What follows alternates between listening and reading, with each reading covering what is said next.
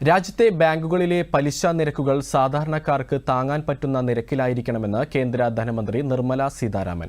Indian വ്യവസായ സംരംഭങ്ങൾക്ക് പുതിയ സംവിധാനങ്ങൾ ഒരുക്കാൻ നിക്ഷേപം നടത്തേണ്ട സമയമാണിതെന്നും ധനമന്ത്രി പറഞ്ഞു.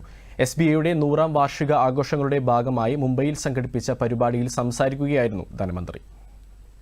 I appreciate that bank, SBI, particularly because it has given so much care and attention to documenting its history. It is a very important part of any institution. SBI is doing very well in that.